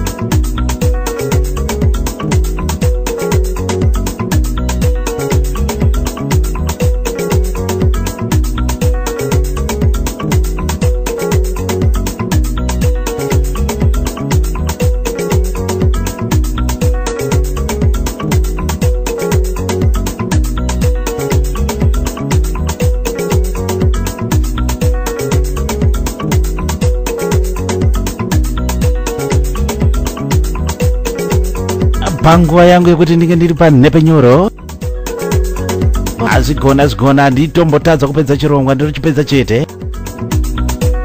Ndakudzai kuti ndakafanana negamba rapangundu rinoti rapedza kushandisa toilet aupena mabowels anotora tsvina unyora madziro kuti ndiri gamba.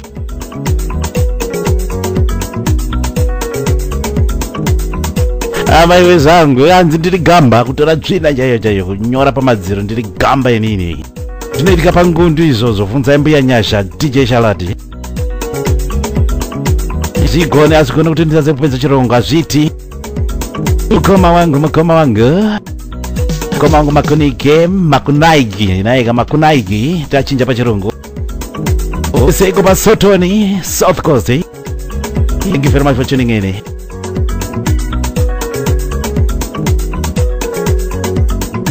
Ukanzwa totaura zvemagamba epangundu ndosati ichitaura izvozvo zvakaoma. Munhu akadaro yeigamba naika wapedza kushandisa toilet tora tsvina yawaita unyora pamadziro kuti ndiri gamba inapa unagara gloves aubatikana gloves.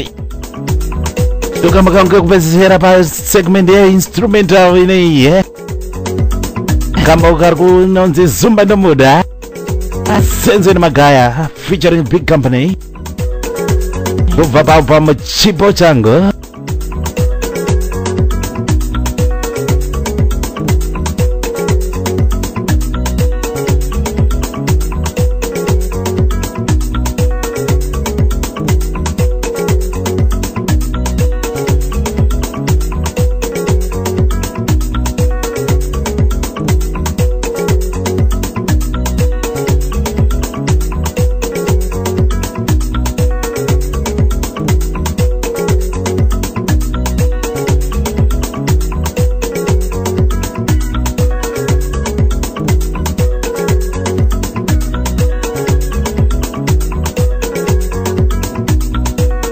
wari kutibata vese nemaoko akadziya ndokuisirai red carpet pavisions FM.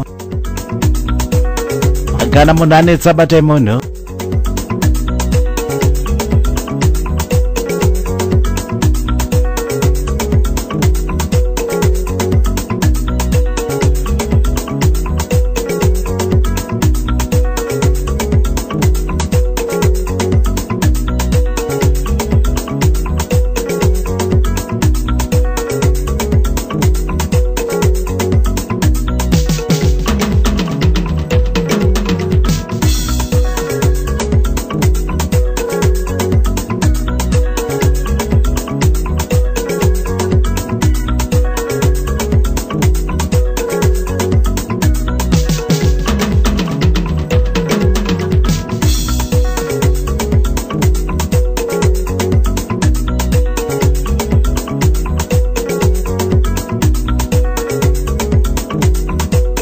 Chirongwa kuchi pasina nyuchi mafaro chete promotions kunza vana veZimbabwe pane penyuro pavisions FM.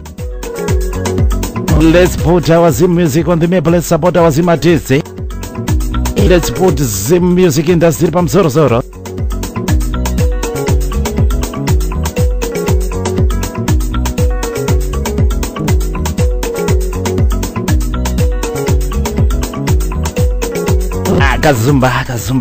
Kazumba ndokalava ndokada kazumba.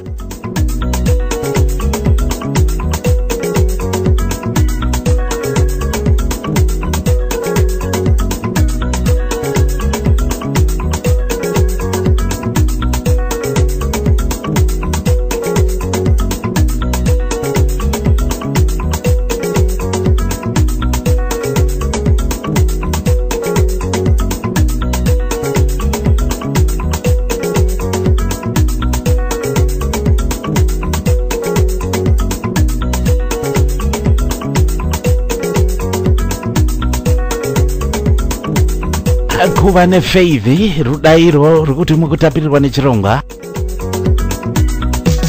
Makamisi kutapirirwa nechirongwa ndisiri kukuonai makaita chunini. Mese ndiri kukuonai zangu nekuwanda kwamakaita. Zita ndova ndingatositadzo chete.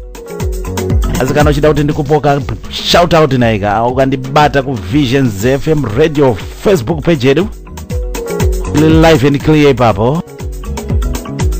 Thank you very much, Zimbabwe. Now, time for something a little different.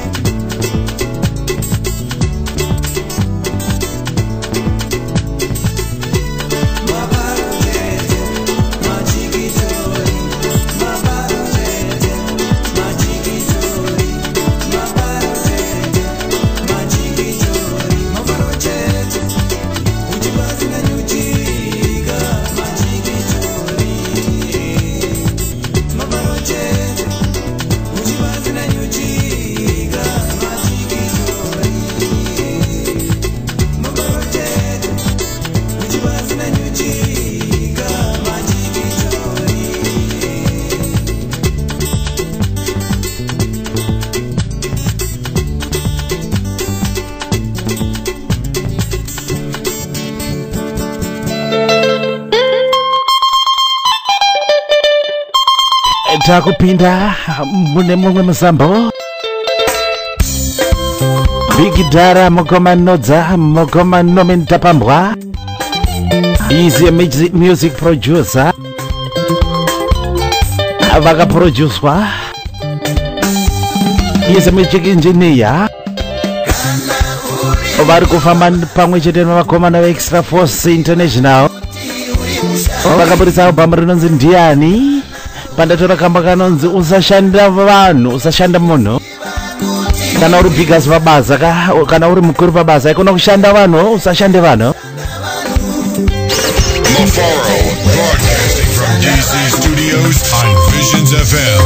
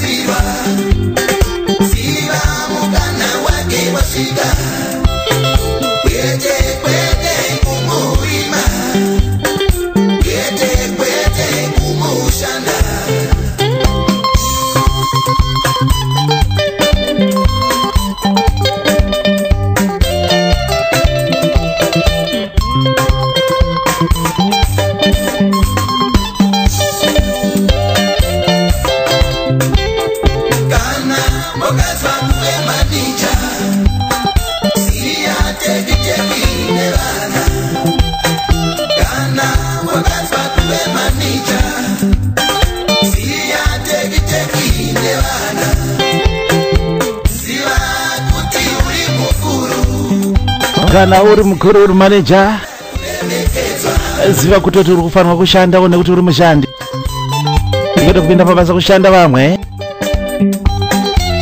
ekupa pa Ndiani Mokoma Nomen Tapambwa ndi vakomana veExtra Force International. Riri kuwanika unoriwana pa original chat.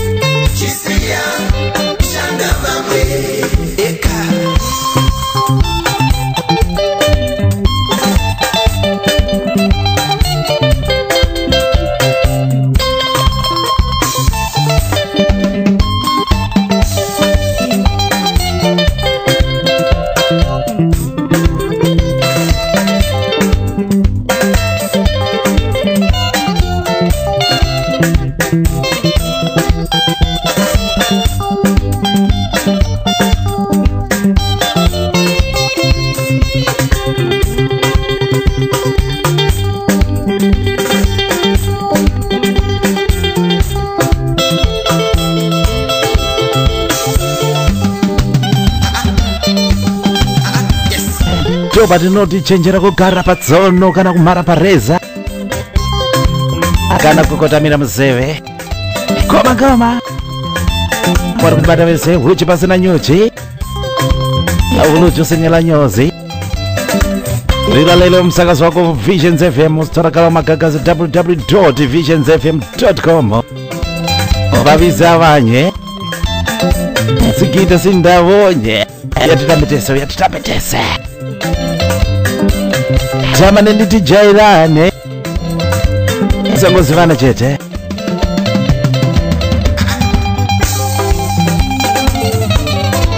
Big Dara Mambara.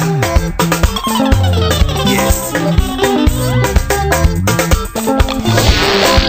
Brand new release.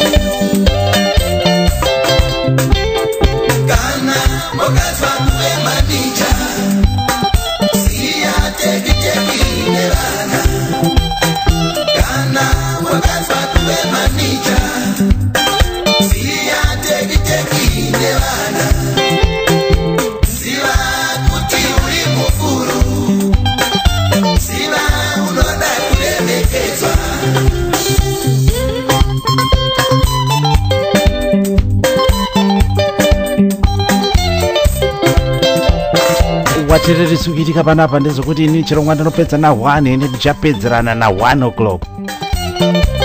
Saizai ari kuita chidambuka apo nepapapo nemaka yekuti mazuva apfuuraya kunze kwestudio kwakangochimbotimbo saka ndofunga kuti effect yacho chiri kuafekta masaisai anongozva kuti huchi pasina nyuchi kazhinji tinofamba zvisina kana mainterruptions namadisturbance. Ukoma ndomenitapambwa usashanda munhu pana ari kundishanda panapa kunditira sabotage pachirongwa manje hatiizi matools basi hazviiti zvigone.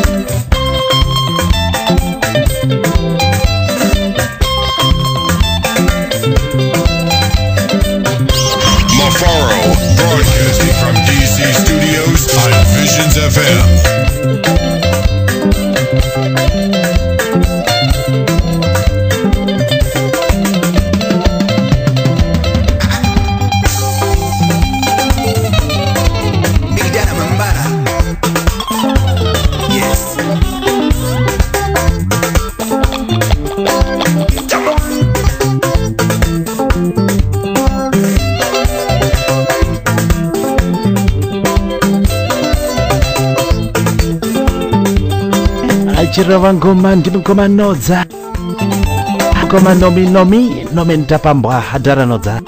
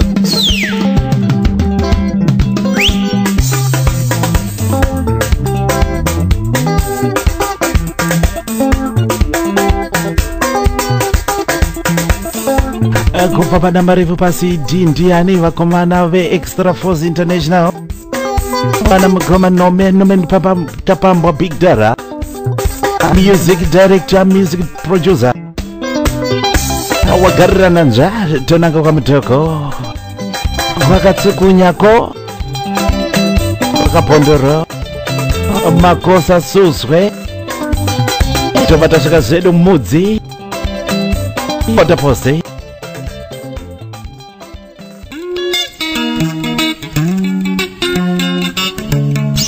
Mafaro, broadcasting from DC Studios on Visions FM.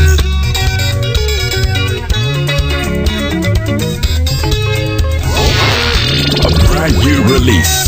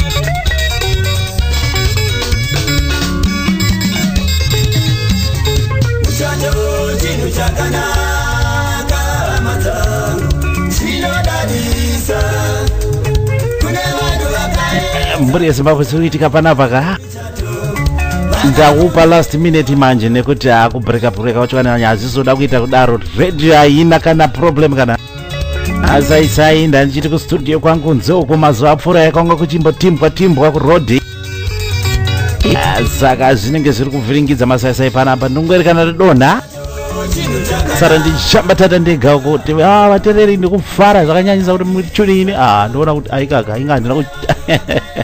inga ndongosasa ndega kana apa zvikazoitika next time chaizvo kaaterera ndakukutizai but because tinodai polished performance zvisina munhikwi mushina yacho wanyanya kuita munhikwi zvikange zvaita for the next time ndakubva ndarova pasi takafohondeka izi something chipedzisa mega koma inoseni mujetu paalbum yavo inonzi vakasarenda